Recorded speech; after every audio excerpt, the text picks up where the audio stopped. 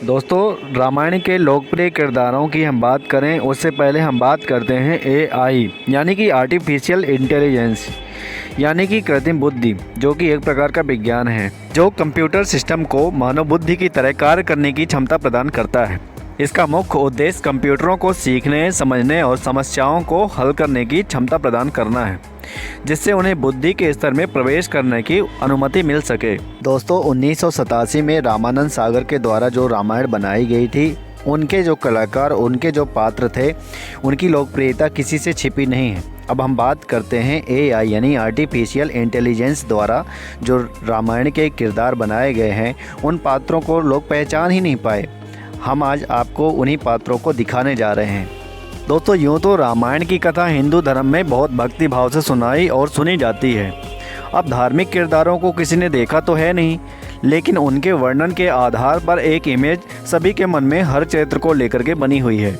Artificial intelligence की दुनिया में भी इन किरदारों को अलग अलग आर्टिस्टों ने अलग अलग नज़र से देखा है।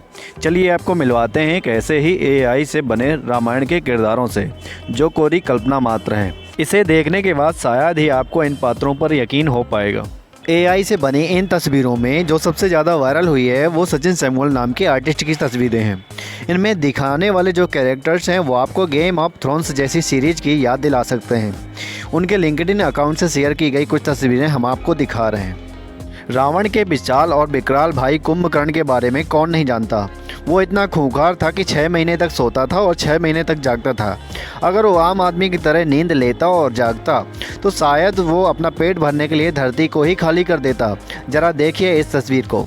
अब आप देखिए सुग्रीव की इस तस्वीर को, जिन्होंने भगवान राम को रावण का सामना करने के लिए अपनी सेना के साथ खुद मदद की थी। सुग्रीव के बड़े भाई बाली के बारे में तो हम सभी जानते हैं। वो जितना ताकतवर था उतना ही अधर्मी भी। उसकी इस इमेज को एआई ने अपनी नज़रों से कुछ इस प्रकार से देखा है। अब बात करते हैं भगवान श्री राम का साथ कदम कदम पर देने वाले उनके आदर्श भाई लक्ष्मण की।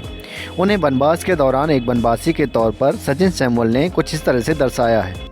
भगवान श्री राम को भी एक वनवासी के रूप में दर्शाया गया है। उनके इस चित्रण से बहुत से लोग सहमत नहीं होंगे, लेकिन ये सिर्फ एआई की कल्पना मात्र है।